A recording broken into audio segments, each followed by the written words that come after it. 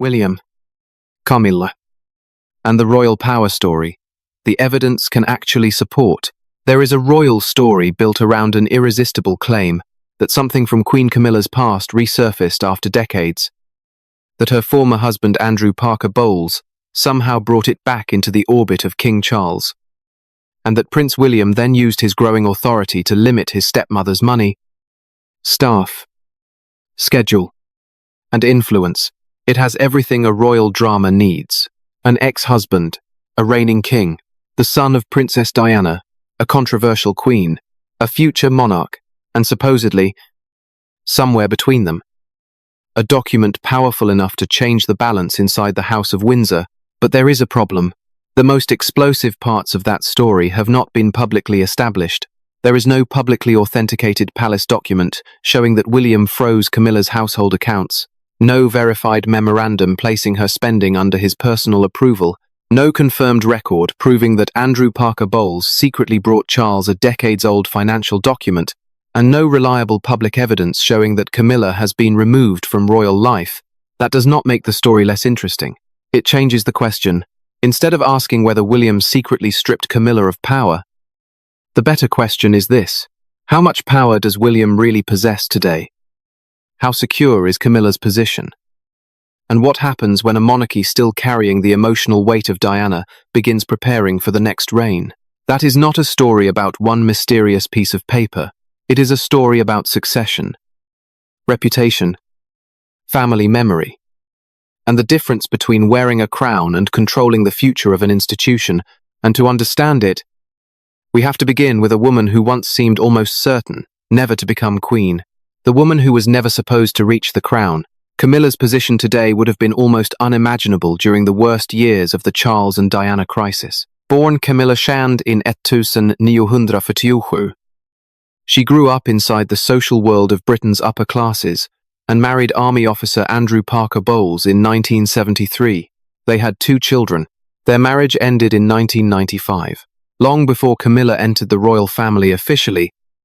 However, her relationship with Charles had already become one of the defining controversies of modern monarchy. Charles had married Lady Diana Spencer in 1981.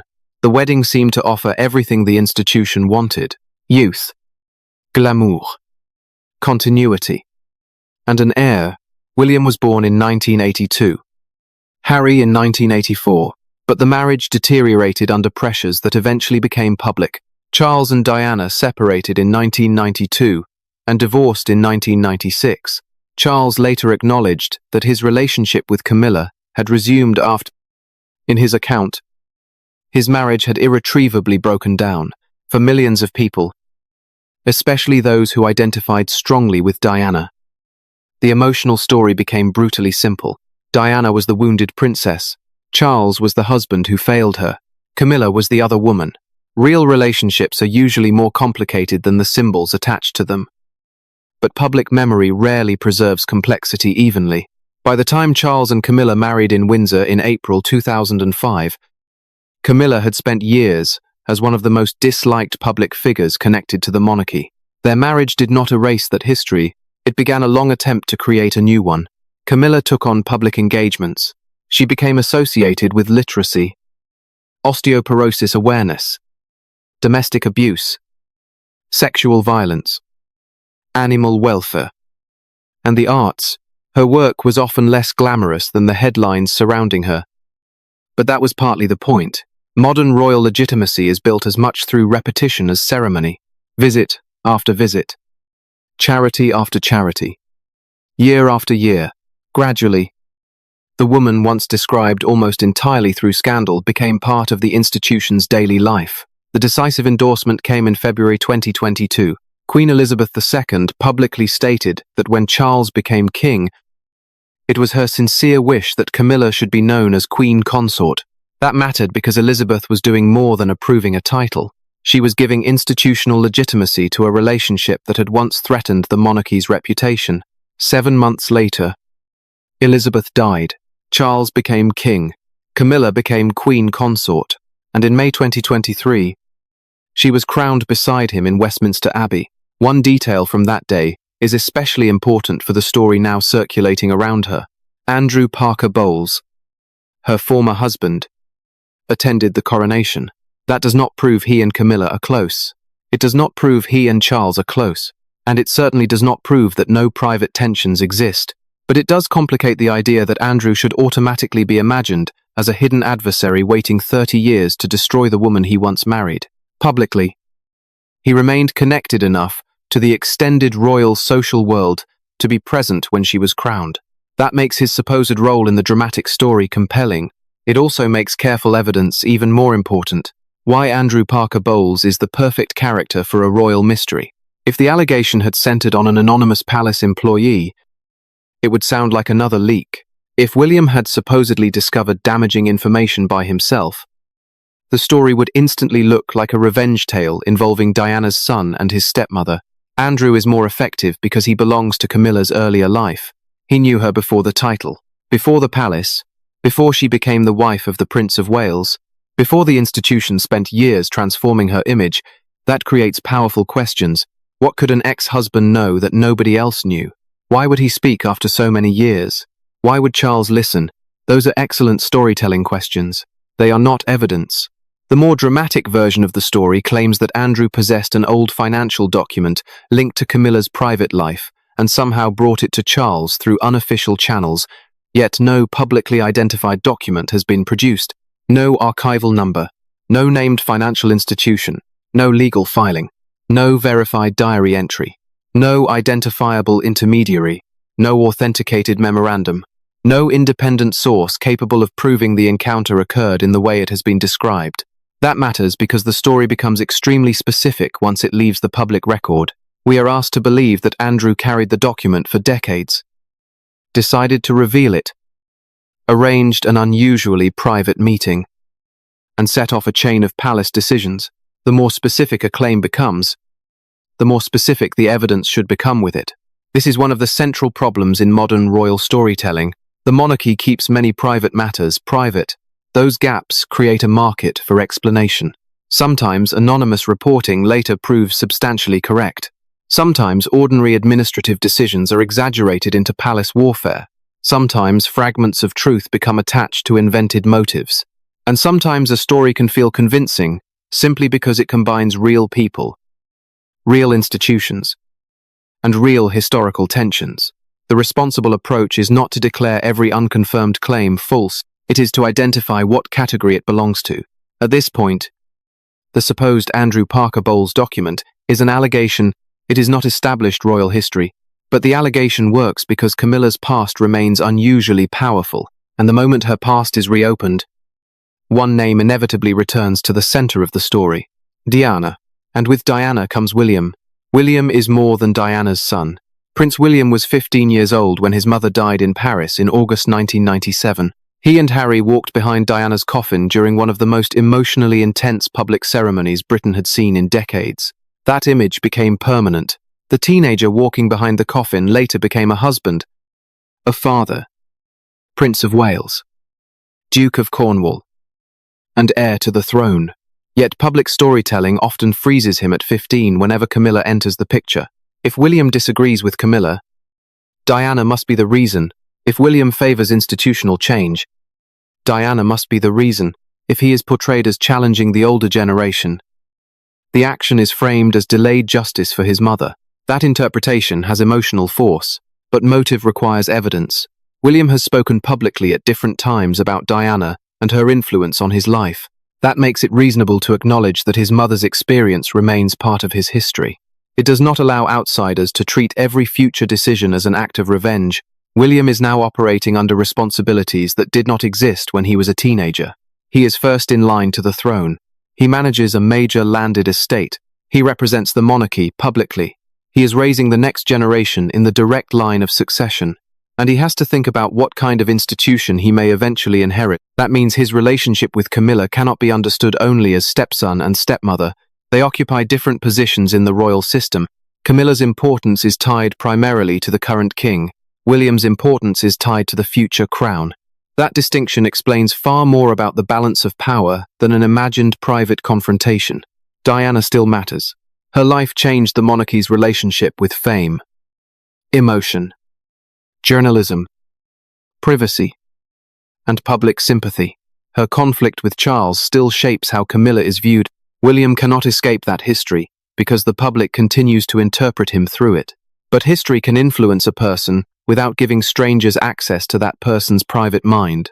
So when a story claims that William acted against Camilla specifically because of Diana, there are two separate questions. Could the past influence him? Certainly. Has that specific motive been proved? No. The more important issue is whether William even possesses the financial authority the dramatic story gives him.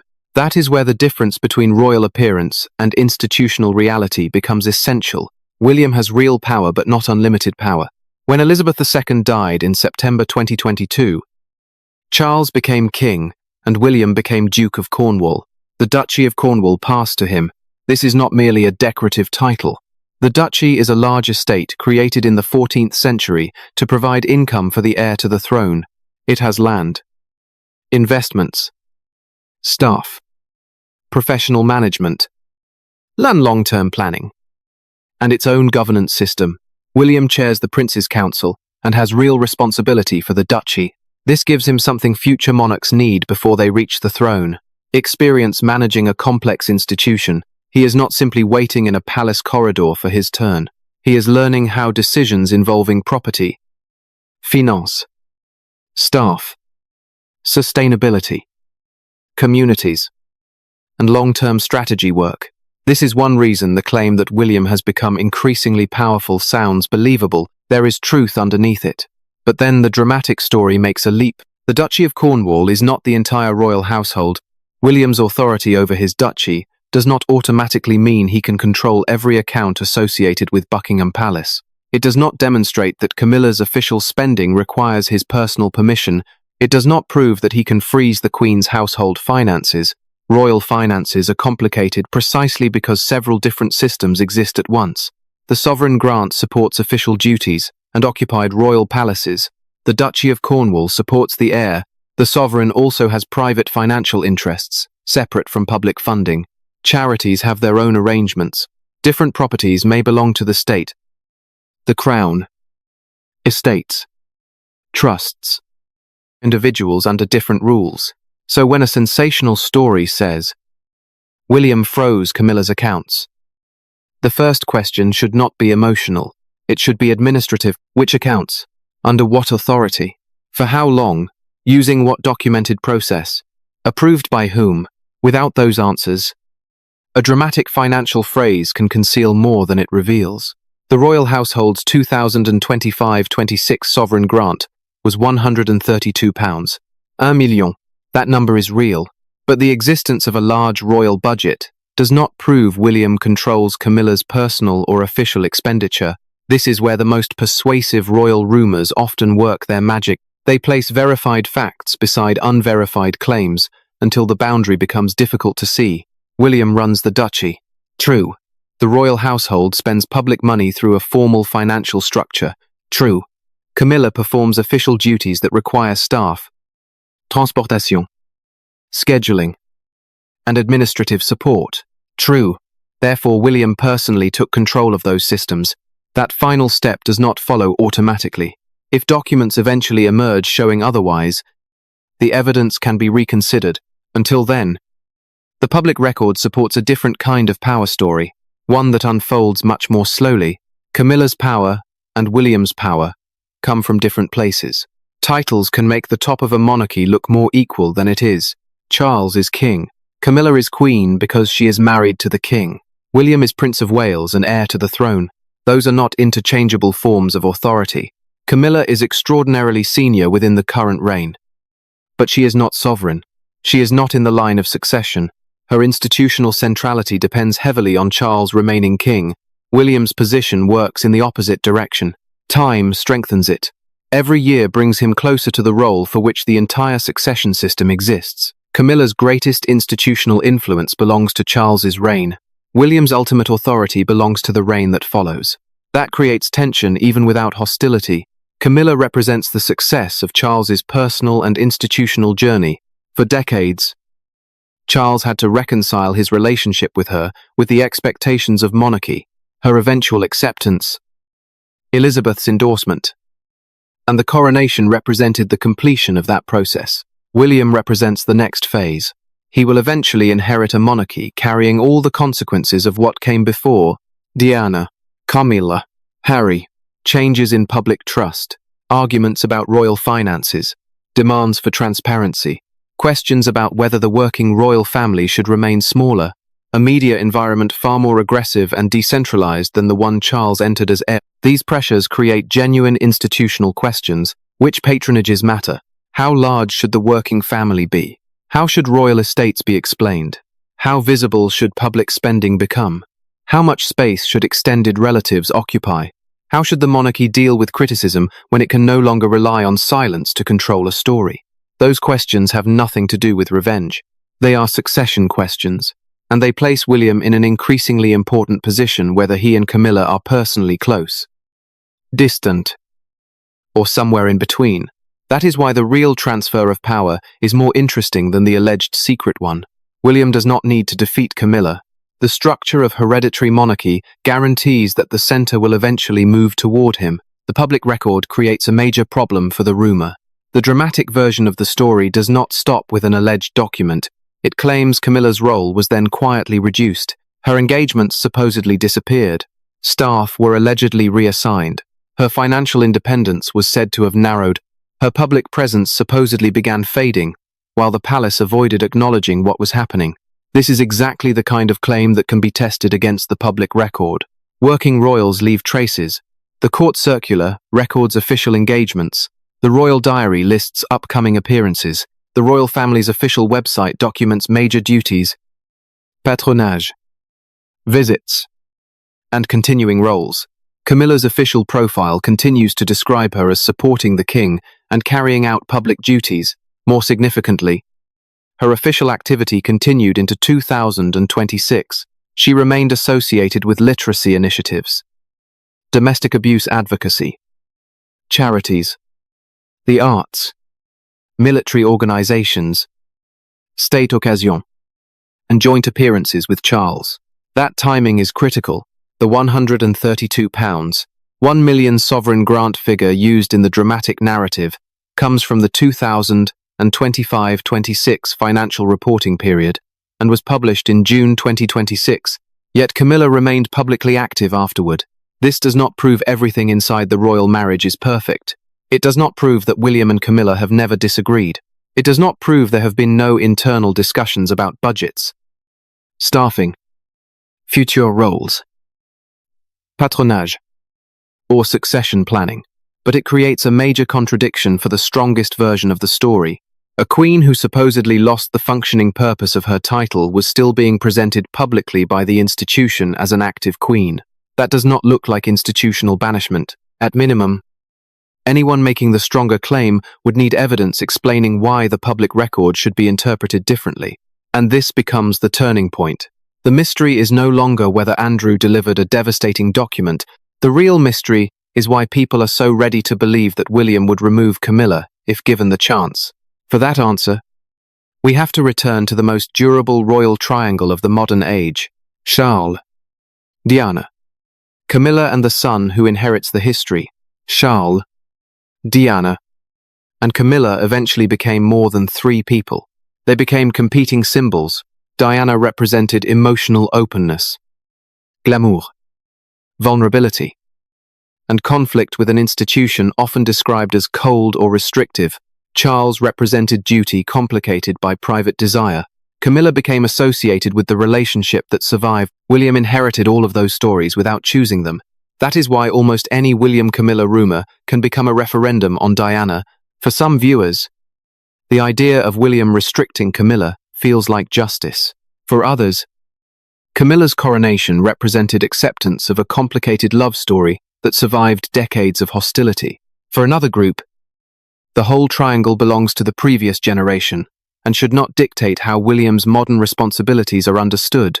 These interpretations are not equally provable because they are emotional readings, not documents, and this is where royal commentary often crosses an invisible line. A public gesture becomes proof of private emotion, a cancelled appearance becomes punishment, separate transportation becomes family warfare, a seat becomes a statement, A facial expression becomes hostility. A missing photograph becomes exclusion. Monarchy encourages symbolic interpretation because symbolism genuinely matters. Who appears on the balcony matters. Who represents the sovereign matters. Titles matter. Precedence matters. State occasions matter. Who receives certain duties can communicate hierarchy. But symbolism does not mean every movement is a secret message. A seating arrangement may simply be a seating arrangement. A cancelled visit can have ordinary explanations. Different cars can be logistics. Silence does not equal guilt, and a person's expression cannot reliably tell us what they are thinking. The strongest royal analysis knows when symbolism becomes evidence, and when it remains interpretation. That distinction becomes especially important when Diana's memory is involved, because emotional certainty can easily become a substitute for factual certainty. Two different ways to understand William's rise. There are two main interpretations of William's growing influence. The first is personal. In this version, the future king carries the memory of Diana into every question involving Camilla. Her coronation does not erase his mother. Her acceptance does not rewrite his childhood. When William eventually gains full authority, this interpretation suggests he may reshape the institution in ways that reduce the influence of people and structures associated with the painful years of his parents' marriage. It is emotionally powerful, but it risks reducing William to a character whose motivation stopped developing in 1997. The second interpretation is institutional. In this version, William is gaining power because that is what an heir is supposed to do. He has the duchy. He carries out public duties. He represents the monarchy. He is preparing for a future constitutional role. He has children who continue the line of succession. The institution cannot wait until the moment he becomes king to begin preparing him for kingship.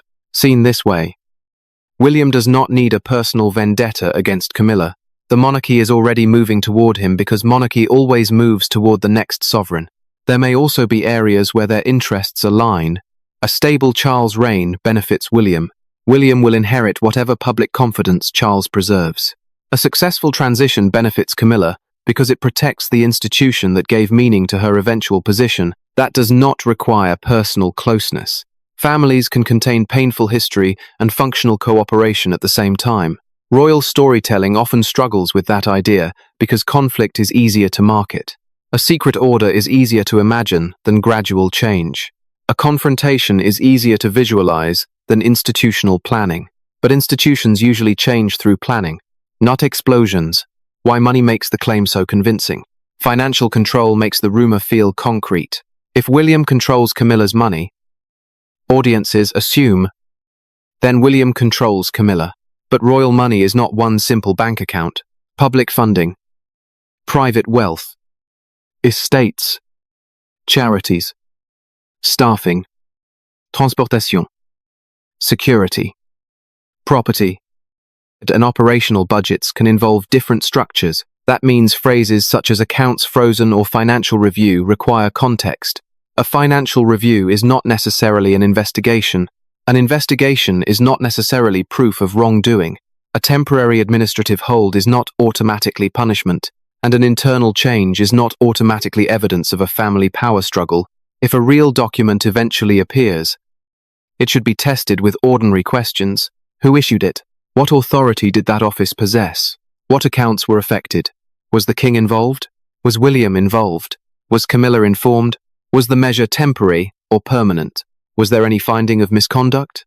Without answers, the most dramatic interpretation should not automatically win. That standard protects viewers from being misled. But it also makes the genuine institutional story easier to see. Because William does possess financial and administrative experience, he does sit closer to the future center of royal authority than he did 5 years ago. What is unproven is the leap from growing influence to secret control over Camilla. Charles is the person the dramatic version cannot explain away. Any story about William taking control over the Queen faces another problem. King Charles is still king. Camilla's position exists because she is married to the sovereign. William is heir because Charles remains sovereign. A fundamental reorganization of Camilla's official role would therefore be difficult to understand without considering Charles. The dramatic account often portrays him as emotionally trapped between wife and son. That is possible as a fictional structure. It is not established as fact. Publicly, Charles spent decades defending his relationship with Camilla through a period when doing so carried serious reputational cost. They married in 2005. Elizabeth later endorsed Camilla's future title. Charles became king. Camilla was crowned beside him. That progression represents decades of institutional adaptation. For Charles, suddenly to assist in dismantling Camilla's role would be a major reversal. Major reversals happen in history, but they require evidence. The stronger public record shows something else. Charles and Camilla, continuing to perform official duties within the same reign. That does not prove perfect harmony. No marriage can be proved harmonious through a calendar, but calendars can establish activity, and activity matters when the allegation being tested is that somebody has effectively been removed from royal work. The rumor says paperwork proves Camilla's fall. The paperwork currently available does not. That contradiction is impossible to ignore. The real power shift is happening in public. There is still a genuine royal power story here. It is simply slower than the secret version. Queen Elizabeth II reigned for more than 70 years. Almost every major royal figure of the current generation spent most of adult life operating under her authority. Her death ended that structure instantly. Charles became king. William became heir. The Duchy of Cornwall passed to William. Prince George moved directly behind his father in the succession. A new generational chain became the operating reality of the monarchy. That changes an institution even without family conflict. Advisors plan differently. The heir gains experience. Responsibilities evolve. Patronages are reviewed. Older structures are reconsidered. Younger members move toward greater importance. The royal household itself has acknowledged reviews of patronages after the change of reign. That is exactly the kind of administrative process that can easily become royal gossip. If Camilla's patronage changes, is William pushing her aside? Or is the monarchy reorganizing after a 70-year reign? If William receives more responsibility, is he taking something from Camilla? Or is an heir being prepared for the throne? If staffing changes, is it evidence of war? Or is it management? Sometimes the dramatic answer may prove correct, but when the institutional explanation fits the known facts better, it deserves priority. That is the deeper lesson.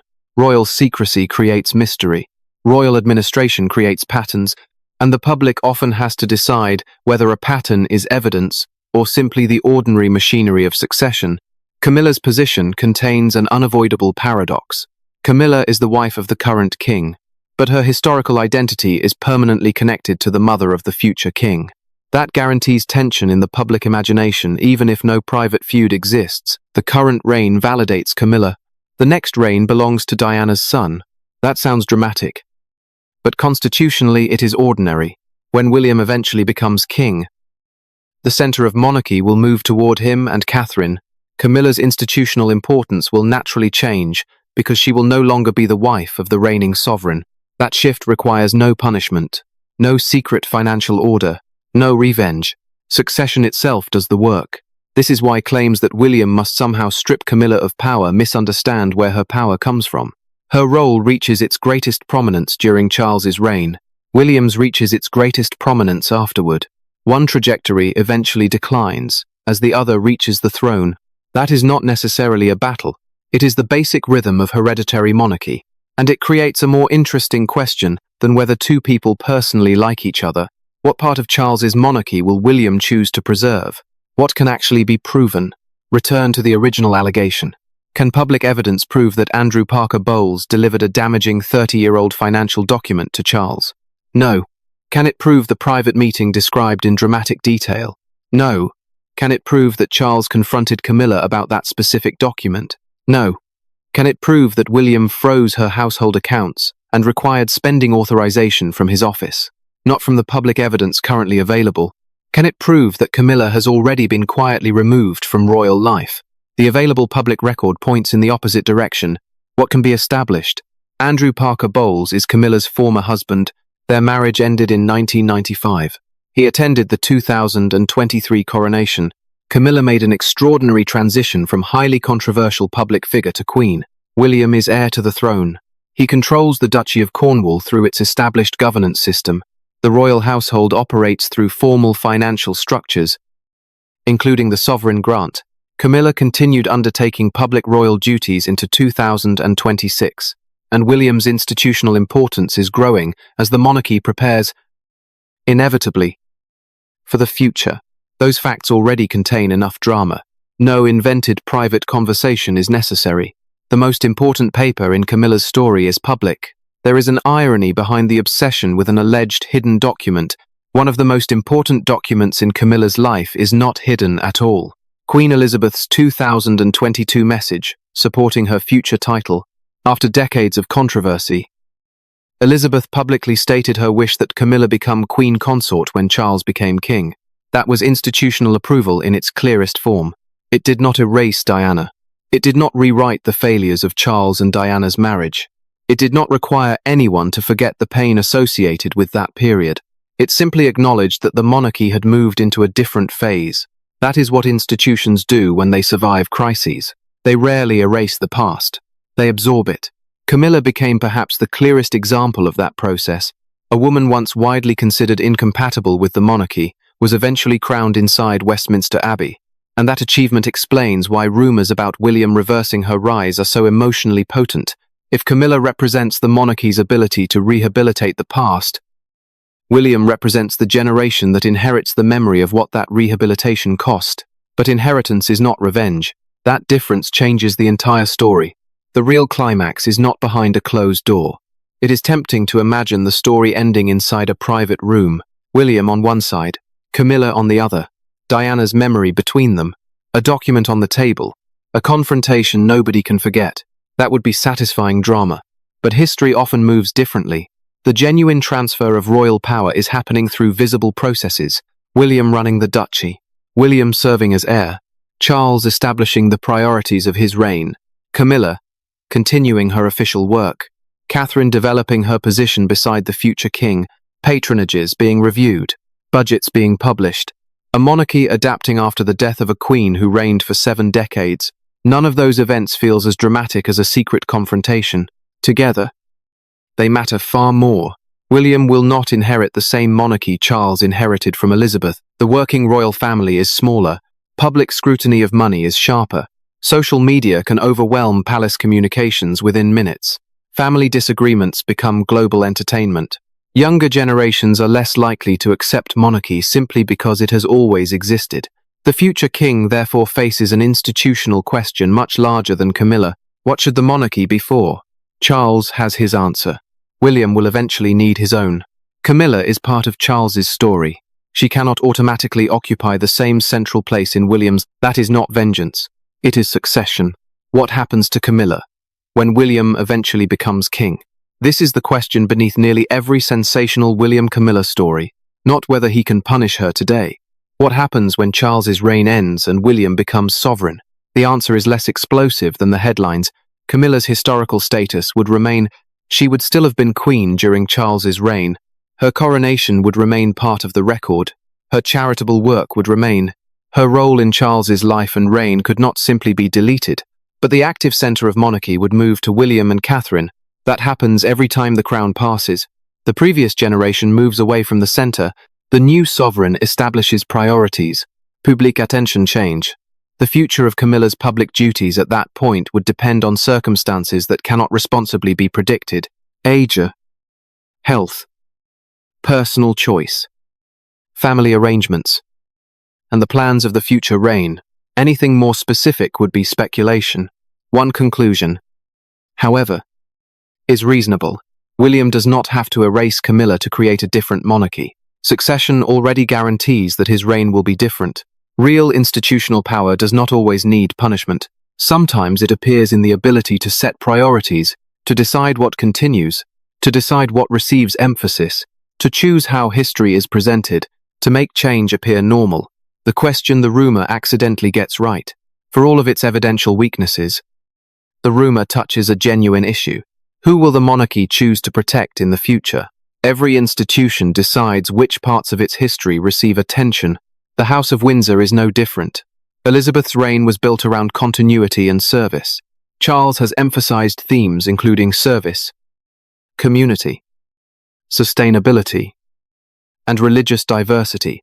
While also completing the institutional acceptance of his marriage to Camilla, William will inherit another set of problems: Diana's memory.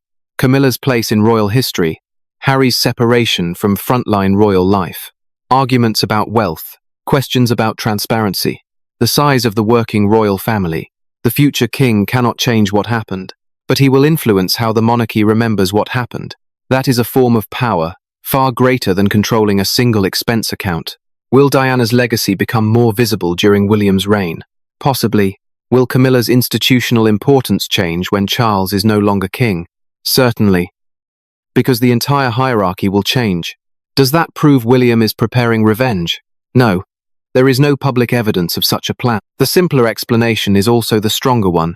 Every new reign reinterprets the one before it. The crown, the queen, and the heir. Camilla's life contains one of modern monarchy's most remarkable reversals. She survived years of hostility. She married Charles. She became a working royal. Elizabeth endorsed her future role. She became queen. She was crowned in Westminster Abbey while Andrew Parker Bowles, the man she had married 50 years earlier, attended the occasion. Nothing needs to be invented to make that extraordinary. William's story contains a different burden.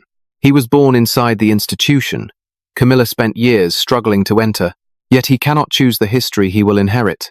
He cannot erase Diana's memory. He cannot prevent the public from comparing Camilla with his mother. He cannot become king without taking responsibility for decisions made decades before he possessed any power.